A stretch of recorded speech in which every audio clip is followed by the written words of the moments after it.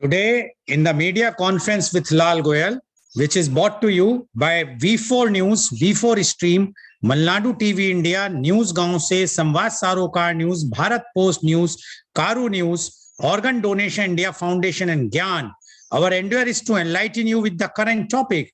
And today our topic is not only current, very hot, very burning. The topic is hate speeches, impact on youth.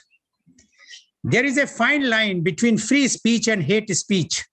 Free speech encourages debate, whereas hate speech incites violence. Darkness cannot drive out darkness. Only light can do that. Hate cannot drive out hate. Only love can do that. Hate speech is defined as per the Cambridge Dictionary as public speech that expresses hate or encourages violence towards a person or group based on something such as race, religion, sex, or sexual orientation. Hate speech is usually thought to include communications of animosity or disparagement of an individual or a group on account of a group characteristics such as race, color, national origin, sex, disability, religion, or sexual orientation. Legal definition of hate speech varies from country to country. There has been much debate over freedom of speech, hate speech, and hate speech legislation.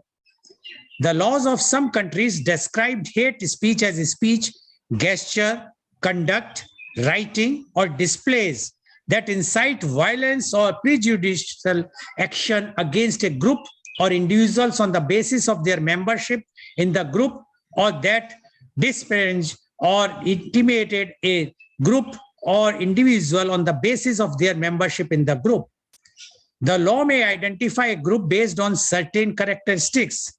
In some countries, hate speech is not a legal term.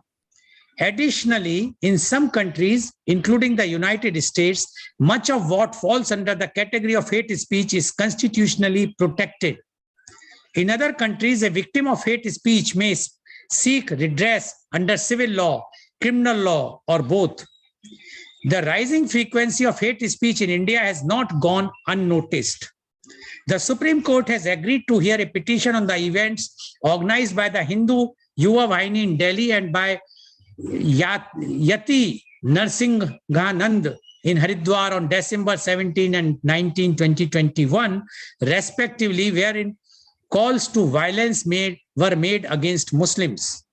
But the laws dealing with the hate speech are ineffective and deficient. The government apathy in not controlling the hate event has drawn condemnation from retired military leaders and several advocates and retired judges. A group of 183 students and academics at the Indian Institute of Management, IIM Ahmedabad and Bangalore, wrote to the Prime Minister urging action. I quote, "Your silence, Honorable Prime Minister, emboldens the hate-filled voices and threatens the unity and integrity of our country." Unquote. Indian diaspora from around the world created a Twitter storm on 8th January with the hashtag Stop Indian Muslim Genocide. A press statement issued by Global Indian Diaspora said, I quote, "will not merely stand and watch the denial of the humanity of our fellow Indians," unquote. As many as 28 diaspora groups from across the globe have participated in the protest.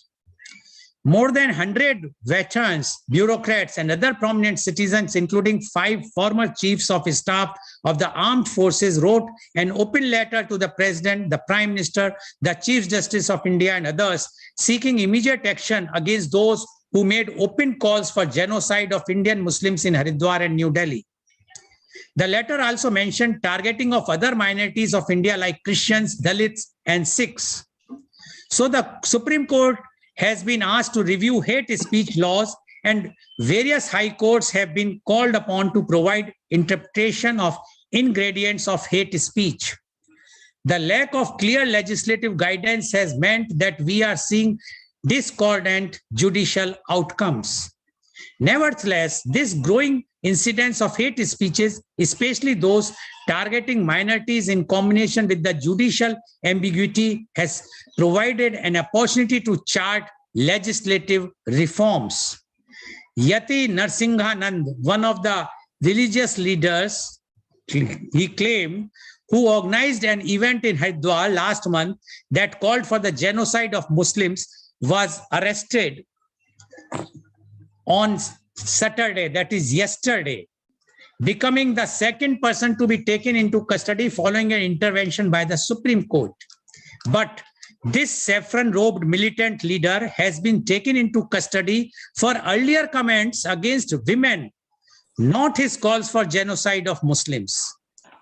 Young people are connected more than ever before, and while this can be a huge benefit in linking them with friends, communities, loved ones, and knowledge, it can, of course, be problematic in that they are exposed to an almost constant stream of information, which they may not have the critical skills to filter and navigate.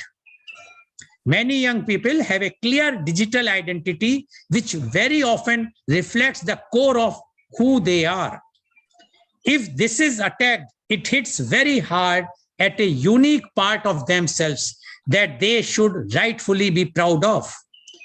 To be exposed to any form of hate speech that attacks their community or identity is painful and can sadly lead to some not wanting to reveal that part of themselves. If they witness a wider group of people they relate to being attacked, is it any wonder they can begin to feel negatively towards that characteristics? This directly affects their self-esteem and self-worth and has very real impacts on their mental well-being, with many reporting high rates of anxiety and depression. If they are being targeted in an offline environment in addition to online, there can often be no escape from the abuse, and this amplifies the impacts.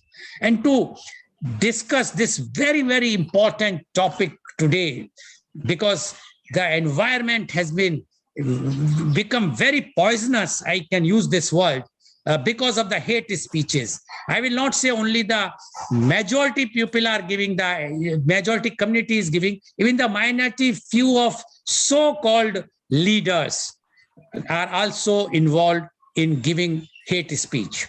So the topic, hate speeches impact on youth, and we have a very elite panelist with us. They are legal luminaries and they have experience, they are authority, and they will be able to give their views about the hate speeches impact on youth. And I would like to invite my first panelist guest, and he is Advocate Shashank Dev Sudhi. Advocate Shashank Dev Sudhi is practicing in Supreme Court, New Delhi, and various high courts of the country for over 20 years. He has been appearing in the courts for public causes besides commercial litigations across the country. He appeared in more than 50 public interest litigations, which includes health issues, education, environment, aviation issues, etc. He has also raised the issue of free testing of COVID-19 to all citizens in the private as well as government labs across the country as petitioner. He has also raised the issue of regulation of airfares by way of PIL in Delhi High Court. He has also raised the issue of Shaheen Bagh protest in Honorable Supreme Court on the ground the fundamental right of common citizen should not be violated, and several other issues which are in the public domain. His life is dedicated to millions of masses who are in need of the justice. Welcome, Advocate Shashank Dev Sudhi on our show. Advocate Shashank Dev Sudhi, you have heard the report which I read. And the report very clearly says that today the atmosphere, and especially because this thing is happening because the 5 states are going for the election, and we know that we are in India, now it is very, very common to fight elections on the religious basis, caste basis, language basis. So that's why this so-called Hindu Sansad or whatsoever the name those so-called Hindus are giving, whether they are real Hindus or not, nobody knows. And they have uttered such types of words which are not at all acceptable. Yes, one other fellow gentleman, I will not call him a gentleman. Yes, one of the MP. Now, if every MP is a honorable person, then it's a God save us. But he's he's representing the Telangana, one of the constituency, I think Hyderabad, and he's Ovasi. And he has also uttered some words, very hateful words for the our police department and the majority. Now, when these types of things are happening almost on daily basis, and no protection, I can say the executive or the political leaderships are out to stop them, whether it is from majority or from minority. They are forgetting one thing, what they are doing today. They are reaping such type of hatred in the minds of youth.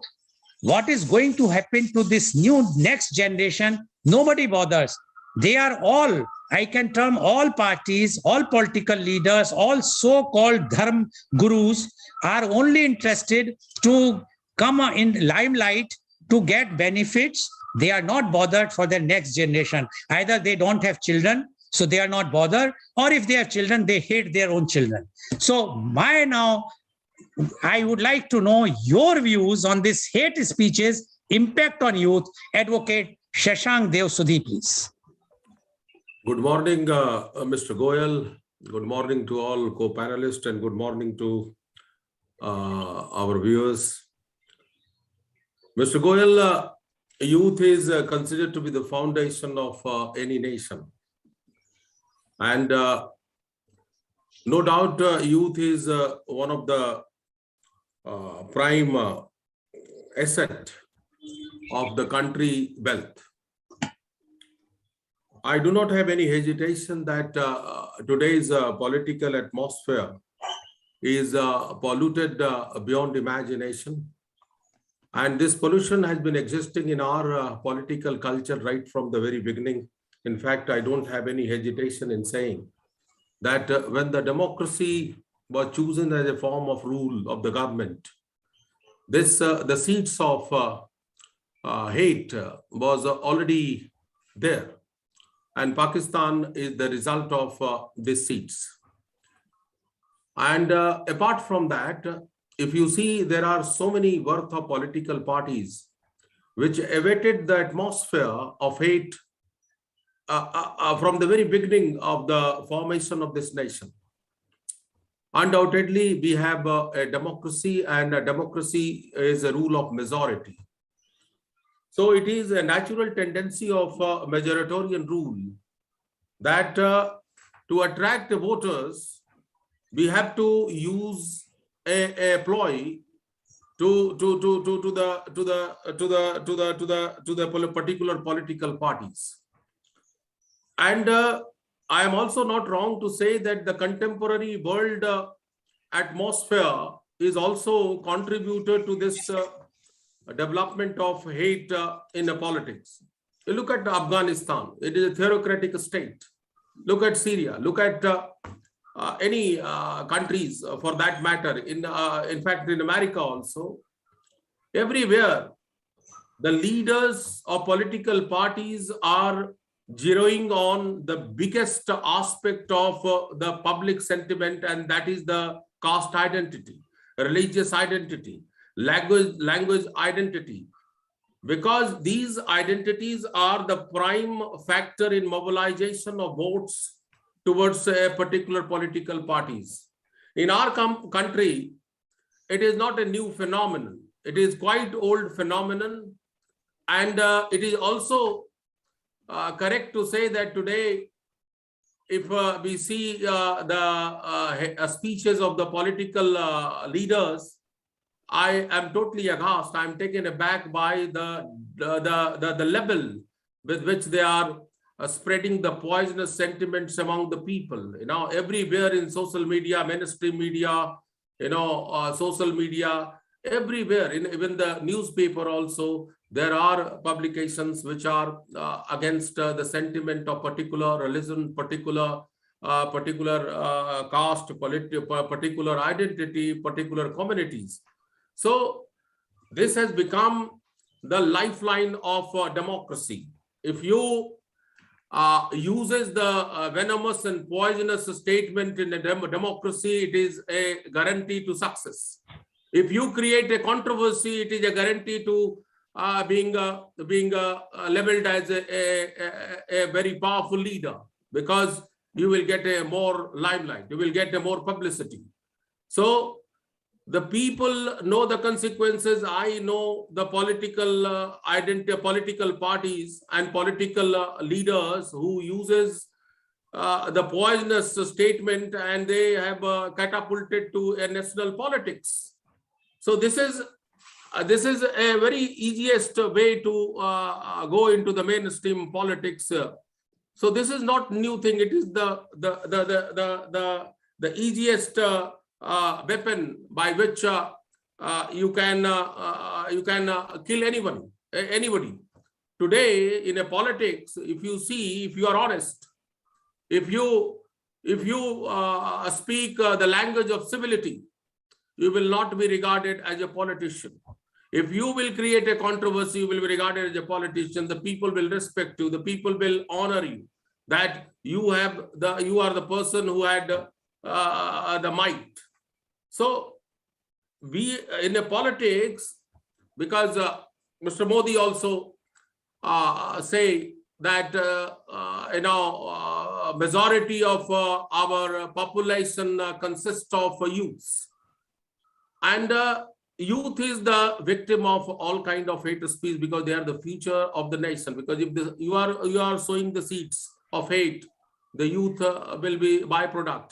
They will it will direct impact on those youths, because they are a future leader.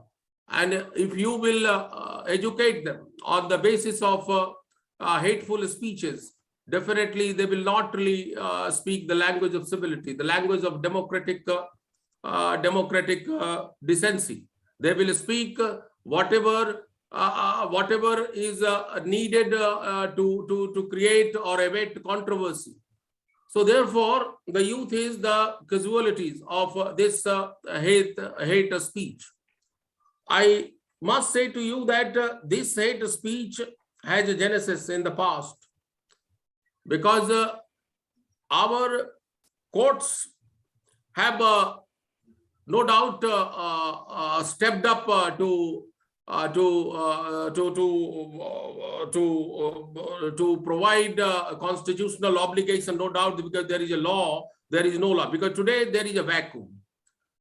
There are laws, but they are not strong enough to deter these politicians to spread poisonous sentiments among the people. And these laws are toothless law, because I am not really finding a political parties who are being punished and being prosecuted to the fullest extent of law by who had used such kind of a statement, because ultimately they are being freed in for lack of evidence. Because our law with respect to sedition and the hateful speeches are so silent. In fact, really, it is not so strong that these people can be brought to the net of punishment. So unfortunately, what is happening, that our Supreme Court, Honorable Supreme Court, had also in a case Pravasi Valai Sangathan versus Union of India, 2014 SCC 1591, I believe. In that judgment, the Honorable Supreme Court had consistently, observed that there is a requirement for the Law Commission to look the hateful speech in a deeper consideration and come up with some kind of recommendation to weaponize the Election Commission to act against anyone who is creating hateful speech. And Honorable Law Commission, by its report 267, recommended that there is a requirement of bringing about amendment in the Indian Penal Code and CRPC. And whether those recommendations had been taken into consideration or not, it is yet to be seen. But according to my knowledge, there is no law which had been enacted so far. But yes, there was a recommendation, and the Law Commission has been consistently giving a recommendation, but very few recommendations of the Law Commissions are being incorporated because there is no political will to bring about legislative reform. So what I am trying to say is by the Law Commission, Supreme Court is quite conscious of its constitutional obligation. And in the past also, it has been seen that the Honorable Supreme Court has stepped up to fill up the gap wherever there is no law and there is a vacuum. The Honorable Supreme Court had issued a guidelines. And for that matter, Bisaka guideline, the harassment of a women on the workplace is one of the celebrated guidelines which had definitely contributed towards minimization of the incidences of the harassment of the women on the workplace. So what I would like to say to you, this is our political culture, and one political party cannot be held responsible for this kind of atmosphere. Every political parties are equally responsible for this kind of atmosphere, because you look at the BJP, look at the Obaisi party. I don't know the name of that political party, but look at the language. These languages are not a language of an educated person. It is not a democratic language. It is not a language which normally spoken. And because they know that they can attract the voters only because they create controversy in the name of religion, the name of language, in the name of communities. And it is not, right from Lalu Yadav, Mulayam Singh Yadav. I mean, I'm just really naming because this is the truth. This is the documented fact. And I don't have any hesitation in naming these people, because these are the people who had been responsible for creation of this particular atmosphere. And, the law, there is no dearth of law in our country. There is a dearth of the political will to implement those laws, to deter, these people who are creating, such kind of things. We do not have a legislative impact analysis. We are creating law. Whether the law is being misused, whether the law is being rightly implemented, nobody is even bothered about. So the crux of law is we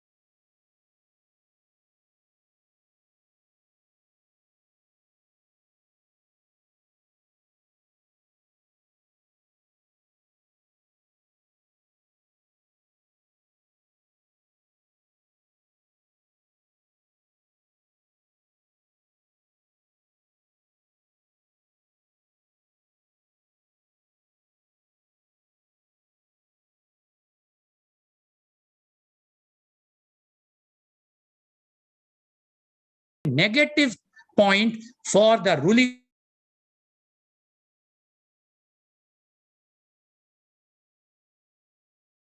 One day will come that their own children will become the victim of this hate speeches. Thank you very much, Advocate Gagan Gandhi. Now, I would like to invite my last but not the least panelist. She is Advocate Avishi Dhaka. Advocate Avishi Dhaka is BA, LLB Honors, LLM. She is advocate in Supreme Court, New Delhi. She is a result-oriented professional with excellence in implementing training mechanisms to deliver desired output, seeking assignments in learning and development with an organization of high repute. Her areas of expertise are ability to balance priorities and coordinate work effectively, leadership skills, excellent analytical skills, and aptitude for figures, ability to stay calm under pressure, can analyze large amounts of information, good written and spoken communication skills, client care skills, sound judgment, organized and efficient, good project management and team building skills. She was trained at Gurgaon Cyber Crime Cell under Commissioner of Gurgaon Police and Mr. Rakshit Tandon, cyber security expert, and dealt with police investigations in cyber crime cases, economic crimes, social media crimes, website crimes, mobile crimes, email crimes, etc., etc. Welcome, Advocate Avishi Dhaka, on our show. Advocate Avishi Dhaka, you have heard Advocate Shashank Sudhi as well as Advocate Gagan Gandhi. Both have given their views. Strong views, definitely. And you being those who has worked for social media crimes, you have expertise in website crimes. And today, what is happening? The social media is full of hate speeches. A party is saying something totally hateful for the other party or to the communities, which is floating in the social media very freely. Yes, if it is against the ruling party, then some actions can be taken, otherwise no. Now, we would like to know your views on this, because you are still a youth. And being a youth, are you worried about these hate speeches? Are these hate speeches are affecting the youth or not? So youth, the hate speeches impact on youth. Advocate Avishi Dhaka, please.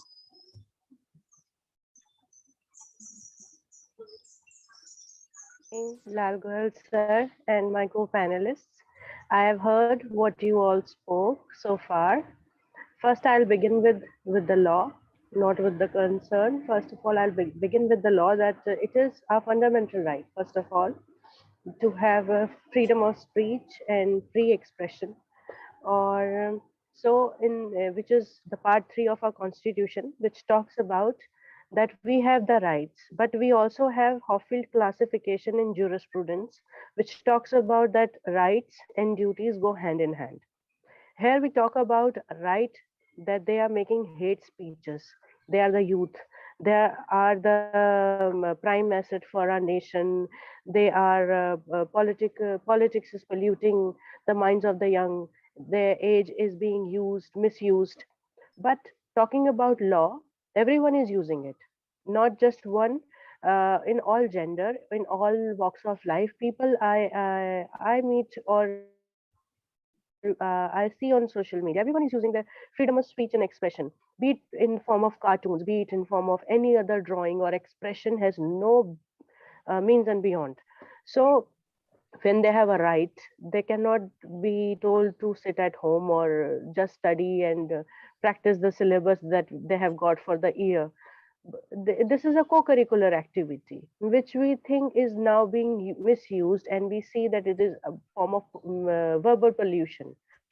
It is a verbal pollution among the youth, which gives them a feeling of a swag, which gives them a feeling of openness and empowerment. They think it is empowerment, and they get rewarded for that empowerment by the biggies of the political parties, ruling or opposition parties.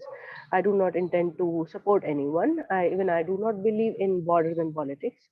But here we see that they are getting rewards for it. They get viewership, they get TRP, they earning from their YouTubes, they're earning from their channels, they get ads, they get many other things, maybe support in by way of that you speak certain thing and we will be saving you. But we have the law. to grab them. We cannot say that we can only be a victim of such people and we do not have any means to save ourselves. We can save ourselves as if there is a right, and then there are directive principle of state policies, which is a DPSP part 4 of our constitution, which says that every citizen of this country not just has the rights, it has also two duties towards the nation: to respect our national flag, to respect the dignity of the nation, in the nation as well as outside the nation. We cannot speak against the nation. We cannot act against the nation. We cannot harm our fellow citizens. And then we have in IPC, the Indian Penal Code, which has sedition law in it, which is that which says that that if any citizen acts or speaks, gives us a hate speech against the nation, or brings down our nation, or tries and promotes the people to act against the against the government, which we say the ruling party, the present ruling party of any time. So they can be taken into the custody then and there, which we think that it is being misused. But when we say that there are so many instances of hate speech, then we see that there is a need, because such people, they do not have any religion, they do not believe in any community, they do not believe in any kind of institution to gel in with the society. They think they are the bosses. They are born once in a century or millennium. They all speak like it is a big swag. We are bringing empowerment by talking about political parties, and by talking about isolating. The ideology is to isolate a particular community by whatsoever measure they take it as a caste, gender, color, creed, or anything. But they want to isolate. They think by speaking such words, by speaking in that way or in that connotation or with that energy, they will bring them down. It is the same ideology which in 18th century or in 1980s the movies used to show. Doing the rape of the woman, you will silence her when she will never look into your eye. You molest the kid, the small child, they will never speak against you in the family or outside. It is same ideology that you will not dare to speak against you. There'll be trollers of the same age where you do not know anything in the name of anonymity what is going on internet. They may speak on internet or they may speak in the meeting inside, but this all is just to bring or isolate that particular person or community that you think that you can speak against them and bring them down. You think that by doing this you can bring down, cut them in their size, you can show them, and you will not just bring them down mentally, you will take away their finances, and you will shatter them completely. Their reputation will be gone just by your rapeful word. Use the rapeful word, because you are giving a verbal abuse. It is a verbal abuse. It's not just a part of a hate speech. Hate speech has no connotation, again, because it has no boundary. You can speak about anyone. It is an internet age, but it hampers. How? Because you are the youth, and you should be drawing inspiration otherwise from good people. But it is up to you what you draw towards yourself, either positive thing or negative one, the victimization of the whole society that you're pulling towards yourself. So it is an easy way to bring people down, cut them down. So Supreme Court has no jurisdiction to take suo moto, because they have more other things than to concentrate on slight or small instances of hate speech from the youth, because there are laws. There is an HRD ministry for it. They are responsible to control the education system. They are there to bring the curriculum. They are there to design everything for the youth from their childhood neonate stage to the degree and postgraduate courses. It is their work to look into these kind of matters. Had it like we see the youth being involved after class 12th, they get the chance to show their talent on multiple stages, on national, inter-university, and then you speak outside of it. You think that this thing will make your career easy, this will give you more exposure. But when we talk about hate speech, And particular political parties, it is never political. It is upon that people are giving them attention. We should not be giving them attention. We should make an arrest. You can file a case against them. Anyone can file against these people. We are all advocates. We know the law. We are legally assertive. We know everything. We can file a case against them. There will be an instant FIR against them. If not, you can file a suit for one 156 in CRPC. It is very easy to book them in, and once they are, it will be what is their age. They'll be booked under box, or they will be booked under certain other sections. It is nothing that it is out of our reach, and the court will have to come assume moto with, because it has a original jurisdiction and wide jurisdiction, original appellate jurisdiction. But then there are crores of cases pending inside the court. What is the law for? What you have democracy? It is not just a misuse of democracy. Democracy is that you have chosen your representatives. What are they doing? They have to take care of the law and order. If people are taking law and order for granted, they can be booked under the sections of the various laws. It is not something which is out of hand, or it is not something that we will tell them that practice spirituality and you'll be good. Practice this and this will give you instant results of positivity. We cannot boost them. We cannot, mentally teach them that think like this. It is the work of HRD ministry, first of all. Secondly, it is the work of their parents. Number three, it will reflect in their social life, what kind of friends they make, what kind of spouse they marry, and what kind of children they will have, because it is all recorded. It is on record. What kind of things you support, how you behave, what kind of things you like. It is all recorded. It is very easy to sense our behavior for future, and how our children would be, and what is our brought up. So it will reflect. And these people have no values, no religion, no caste, and um, so these nothing to be worried of about it. They think that they have always lived a life of injustice, and they can be vocal about it, and they are being vocal about others. They are bringing empowerment. It is their ideology. And if someone is against that ideology and thinks that the law is broken over here, we are there. We are advocates. We are here to help you. Take our service. Thank you, sir. Thank you very much, Advocate Avishi Dhaka. One can take the services of the Advocate Avishi Dhaka in case if anybody breaks the law. But and Advocate Avishi Dhaka has mentioned very, very strongly for these hate speech fellows, whether Ovasi or whether that fellow, what his name, one lady was also there, Shakun from Aligarh, and one this who has converted from from Muslim to who has become Hindu, and one this Nitya, what was his name, who was arrested yesterday for a very, very minor, not minor, the earlier some which he has spoken, that Yati Narsinghanand, a person who has spoken against the women, has been, how he can represent Hinduism. I don't understand. This is shame for all the Hindus if a such type of person who criticize women can claim that he's a leader of Hindus. But what she says, that they have no religion, they are nothing, they are just out of frustration, they are speaking. Don't give any importance to them. And if you find something, you have so much legal courses, you can file case. But Advocate Avishi Dhaka, I will repeat again, these cases are, if you will file, we saw that even this Haridwar case, the FIR was filed, no action was taken. Even Ovasi case, because he is getting the protection from the Telangana government, he is also not been arrested. So who's for?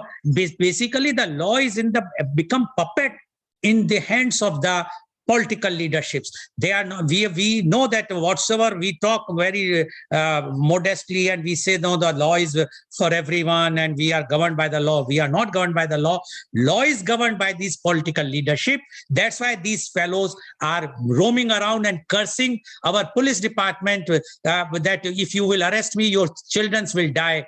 what type of person he is. If he is a Hindu, I am ashamed. If he represent Hinduism, then whether I am a Hindu or not, I have to think. I know I am a practicing Hindu. I belongs to a city where the Lord Krishna was born. So if anybody is saying he cannot be a Hindu, he is definitely a devil. Thank you very much, Advocate Avishi, for giving your very strong views.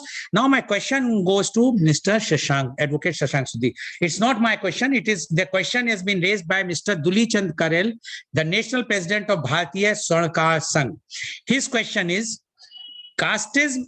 He has made a statement, and then the question, casteism and hate speech both are such a cultivated seeding that will definitely result in spoiling and destruction of coming generation, a gift of curse to them. Do you agree, Advocate Shashank Sudhi, with his views? Please unmute. Yes, sir. Can you repeat, sir? The question, Mr. Dulichand Karel, the National President of Bharatiya Swarnkar Sangh, has made a statement, and so the statement says that casteism and hate speech both are such a cultivated seeding that will definitely result in spoiling and destruction of coming generation, a gift of curse to them. Very, very strong statement he has sent to me, and he wants your comments. So do you agree with this? See, there is no ground for disagreement, because what I have suggested in earlier part of my discussion, that the root of all problem, that we have my own interpretive skills. Like Gagan had already said, that rightly put everything in perspective, and this is no doubt about it. There is a freedom of speech. There are numerous judgments of the Honorable Court, Supreme Court. But you have said, sir, that in US nobody can do that. I must justly put my point of view that there is no legal definition of hate speech under US law.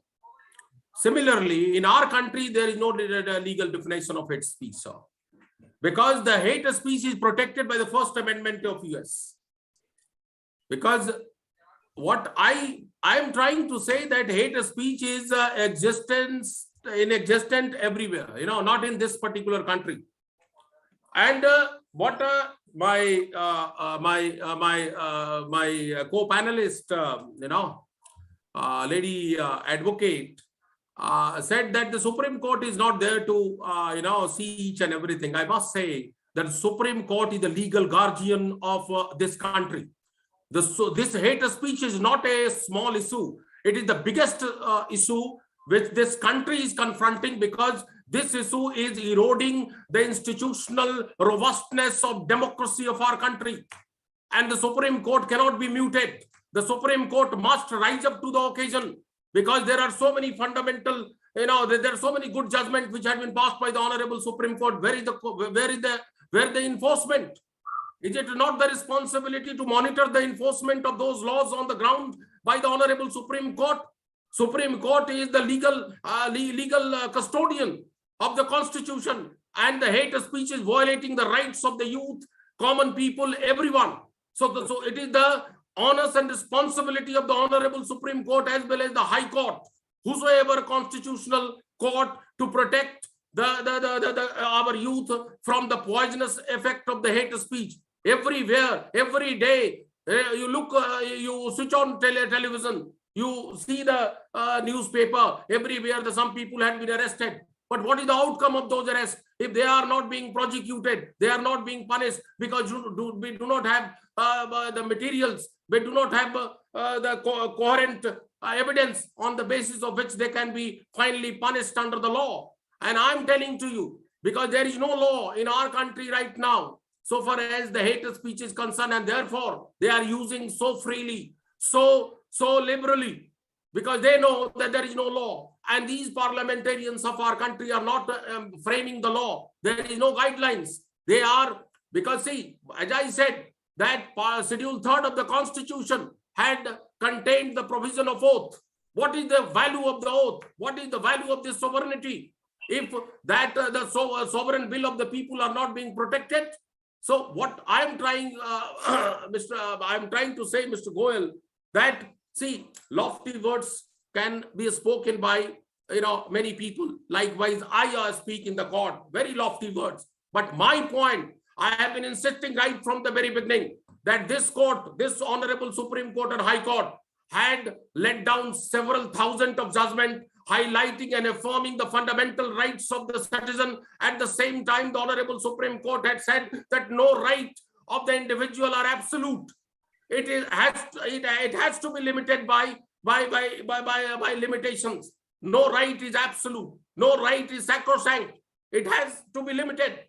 But the fact of the matter is that no one is bothered about when it comes to implementation. We have thousands of contempt petitions pending in the Honorable Supreme Court, in the High Court, but there is no judgment over that, despite the fact that there is a clear-cut contemptuous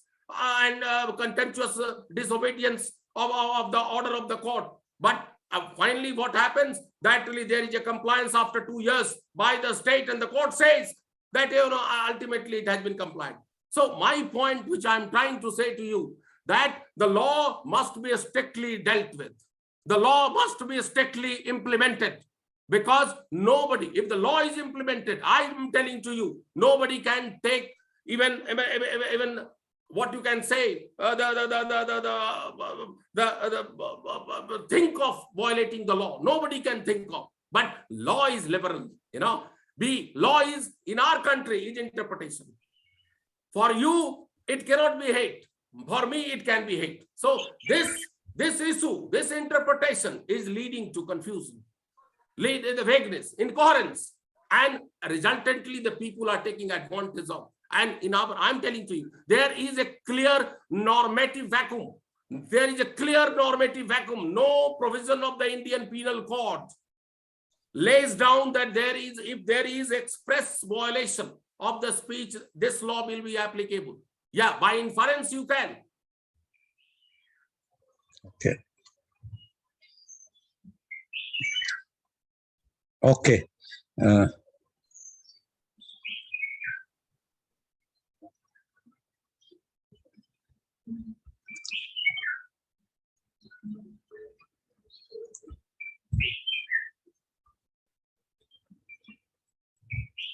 Okay, I think Advocate Shashank network is gone. Advocate Gagan Gandhi, can you hear me?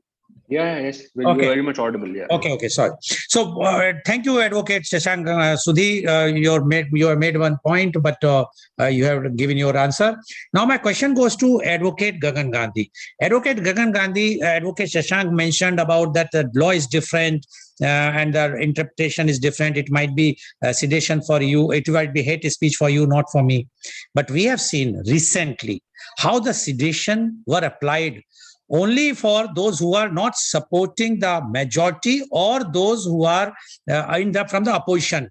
We have seen whether it's a JNU case, whether we have seen in many cases like comedian case, whosoever, they have booked under the sedation laws, strict sedation. Why it was not applied to those who have come out openly, but they are in the majority, for supporting majority of the country or the Hindus or the ruling party? What you say about this, Advocate Gandhi? Why I'm asking this question?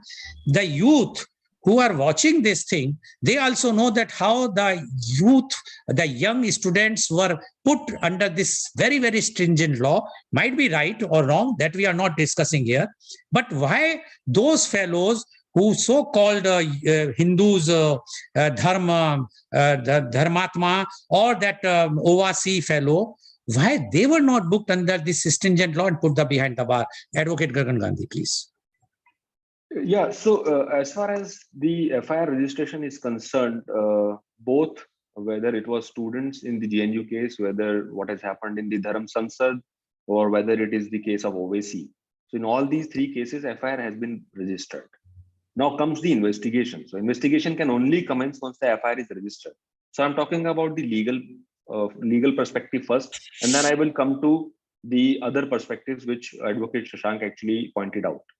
So now I think, you think that yes, that it has actually they have done so far. But now at the same time, we have adopted a certain system Now, if we have adopted a certain system, we have to live with that system. Now, we change the system, or either we adapt with that system. Now, we are not in a position to change the system. I will come to that later part and in a later part. Now, since we have actually we are following a particular path, now let us have faith in that particular path. Why are we jumping to the conclusion that nothing will come out of that? So it is that I am so we have that everyone is innocent until proven guilty. Our criminal jurisprudence works on this premise. So until and unless investigation, the charge sheet is filed, there is a clear-cut finding to that effect. So just by looking at the evidence, so if that was the case, then Kasab would have been hanged on day one. Advocate Gandhi, I just want to stop you here. You have mentioned that let the FIR filed and the investigation. Say why JNU students they were picked up immediately, and that comedian, he has not even cracked the joke. Why the investigation has not taken place? Why was let out? I am not saying you accuse, let them prove innocent, then only he will be. But why this Dharm Sansad fellows were not picked up when the FIR is filed? Why they were giving loose rope, and now because Supreme Court has taken the cognizance, now they are picking up just to show their face to the Supreme Court. Otherwise, how we have seen after the exit of the last CJI, how the Supreme Court is giving them the correct, I will not use that word, but using the law in a proper way. And that's why now they are fearing, and that's why they are picked up these two fellows. They should have picked up everyone on the very first day. But why the double standard? My question is, why you are using the double standard? Same thing should apply to everyone. This is the question. Yeah. So I'm coming to that. So saying that judiciary is helpless is misplaced. Judiciary has actually risen to the times when the need for the same has been felt. Whether it is case of Bhanwari Devi, whether it is case of Nirbhaya, and whether it is this case. So it is not that the institutions will keep watching as helpless creatures. So the judiciary and the law has risen to that effect. Now, actually, you are saying that why double standards? So you may see the process in one case being adopted expeditiously, in the other case not being adopted expeditiously. Now that power lies in the executive. So again, coming back to the same question, that is, one is the court of law and another is the court of people.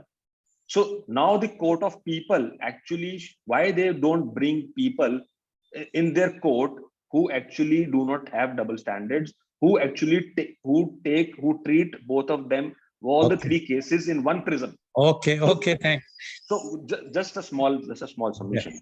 Yeah. So this court of people is very powerful court. So the court of law comes into picture once the court of people has actually acted upon it. Okay. Thank you, Advocate Gagan Gandhi. Now my question goes to Advocate Avishi Dhaka.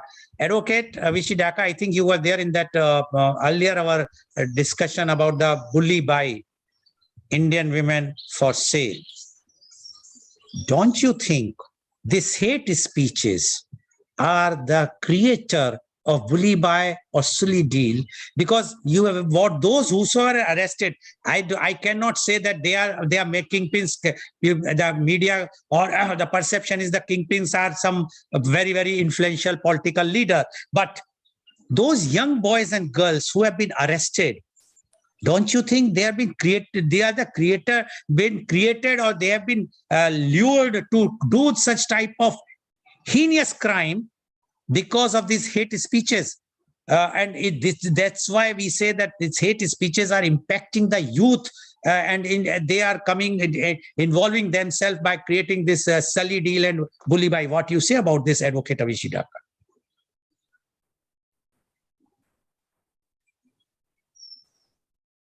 Yes, it is a form of, it is a result of hate speech upon the young minds, because we still do not know anything about the investigation done of the Sully deal and bully deal. But it is a form of expression which they used against the Muslim women of our country. And the arrests which has been made, they are unfortunately the youth. 18-year girl and 21-year-old, two boys. But yes, it is a form of hate speech, an expression. If you say it comes under expression, and selling women online, showing their auction done, which is again, I'll like to say that these people have no hate about it. They feel that this is the right thing to do, and no one will come to know because of anonymity, and they can play these kind of games with anyone. Today, if they were not caught, then there is no straight jacket thing that they would not do it against anyone. They could do against anyone to take their revenge upon that, whosoever acted against them or whosoever acted against their family or ideology. It is Oh, nothing that they just did okay. against one community and one gender. It would Okay. not. It would continue to be done with other several places whenever they thought that we can do and create something, anything, and attract the people, to attract audience to their things, Okay. whatever they were doing immoral and illegal. Okay, thank you very much, Advocate Avishit Dhaka, for giving your views. So, viewers, you have seen that hate speeches by anyone, whether Muslims or Hindus or anyone, whosoever is making this hate speech, first thing, they are not belongs to that community. They are not at all, because no one, no religion teaches us to speak venom against any other community. Secondly, they are forgetting one thing, that whatsoever they are speaking, they are creating poison in the mind of the youth. And all our panelists has agreed. Yes, there is a legal lacuna because nobody wants to take that chance. Everybody, all the political leaderships, they just want to be on the seat. So they want to grab the power. They are not interested for the future of our youth, whosoever they are. But with the intervention of our Honorable Supreme Court, and especially I can say in last few months, this our new CGI and the new all the other judges are taking very, very strong actions against such types of things which are taking place in our country. But there's a ray of hope. But the thing is, why the civil society is silent? You have to understand that if we will not take action against them, as one of the panelists has said very clearly, the court of people are above all. If we will not take action, if we will not defeat such type of hate mongers, what will be the future of our children? You have to think of your own child, what we are giving them. Today, they want to do genocide against the Muslims. They want to sell the Muslim girls or ladies. What is going to happen tomorrow if somebody will do the same thing for the Hindus or for you only? You, the civil society, you yourself, your own children. Would you like it? So please try to stop it by using your voting power, by using your power to write. You must tell everyone, don't give any weightage to these hate mongers, whichever party they belongs. But we have to think of the future of our country, and the future of country belongs to the youth, not the we. We have already spent our time, but we have to give a good country to and the legacy to the youth. And that is only possible if we talk love, not the hate. Thank you very much. And today's program has been live telecasted by V4 News, V4 Stream, Malnadu TV India, News Gaon se, Samvad Sarokar News, Bharat Post News, Karu News, as well as shown live on Facebook and YouTube. And in our endeavor to bring to you every day new topic in Media Conference with Lal Goel at 10:30 a.m. Tomorrow, the topic is Vastu Shastra and Numerology. And our panelists are Mr. Srinivas Sulu, MK, consultant numerologist, Bengaluru, Mr. Varun Srinivasa, manager, business services, Capgemini, Bengaluru, and Miss Ankita S, founder, A-Works Design Studio, Bengaluru. And they will be talking about Vastu Shastra and numerology. So please tune in tomorrow for Media Conference Lal Goel at 10:30 a.m. Thank you very much, Advocate Shashank Sudhidev. Thank you very much, Advocate Gagan Gandhi. And thank you very much, Advocate Avishit Dhaka, for joining and giving your expert views. And thank you all the viewers. And I'm sure today's program is very enlightening to all the viewers, and especially youth who are watching our show very, very regularly, I appeal to them, please don't go for all these hate mongers or whatsoever the hate speeches. Concentrate on your studies. Do build up a very, very beautiful country so that India can proudly say, not now, but in future, they can very proudly say that we are the real global leader of the world. Thank you very much.